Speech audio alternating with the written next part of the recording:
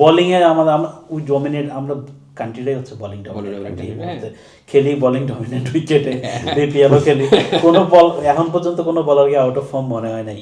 Even সাইফুদ্দিনও প্রথম 2 match খারাপ খেলো, লাস্ট ম্যাচে খুব ভালো মনে হচ্ছে। আজকে তো নাসুম লিটারেলি মনে হচ্ছে মুস্তাফিজ তো লিটারেলি মনে হচ্ছে যে ইকোনমি 6 এর উপরে যাবে, পিক মুস্তাফিজ দেখা যায়। হ্যাঁ মানে এই আমরা এই কন্ডিশনতে উই ক্যানট জাজ দেয়ার পারফরম্যান্স। এটা একটা কন্ডিশন প্লাস হলো যে তুই যে ব্যাটসম্যানদের এগেইনস্টে ব্যাটিং কোয়ালিটির একটা ডিফারেন্স, টপ লেভেলের ব্যাটসম্যানরা আসতো, যেটা একসময় বিপিএল ছিল, যদি আমি বুঝতাম যেটা গেইল, ম্যাককালাম, ডিভিলিয়ার্স তাদের এগেইনস্টে বল করছেন, তারা জাজ করাটা ইজি হতো। আমি বলছি না তারা খারাপ, জাজ করাটা ইজি হতো। সেম মানে সব বোলারদের, এটা তোর ইয়ার ক্ষেত্রে সত্যি, ব্যাটসম্যানদের ক্ষেত্রে সত্যি, যখন টপ লেভেলের বোলাররা যদি থাকতাম আর একটু বেশি, তাহলে ব্যাটসম্যানদেরকে আমি জাজ করতে পারতাম। এগুলো হলো ওভারঅল কোয়ালিটির ব্যাপার।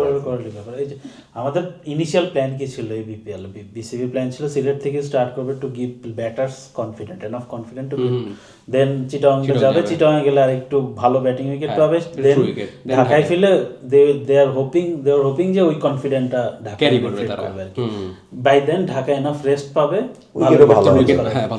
তো ওটা তো কিছুই হলো না, একদম টোটালি অপোজিটটা হচ্ছে।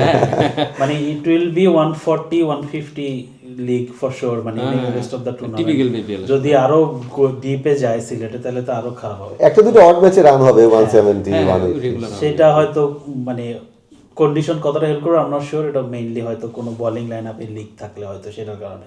বাট কোন যেটা দেখতেছি এখন বিপিএল এর খেলাগুলো, এটা সিরিয়াসলি বোলিং ডমিনেন্ট।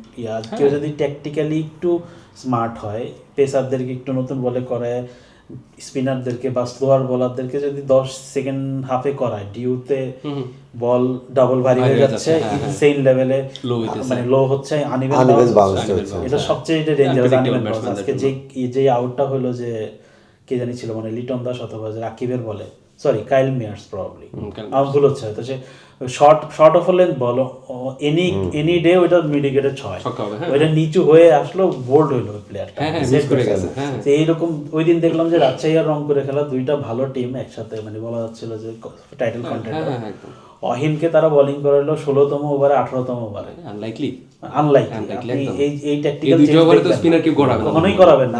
অহিন তো ওই লেভেলের is not Sheikh Mehedi, so তারপরেও ওইটা হচ্ছে। তো এই এরকম স্যাম্পল সাইজ নিয়ে যদি আমরা ওয়ার্ল্ড কাপে যাই, এইগুলো based on that is bad news all together.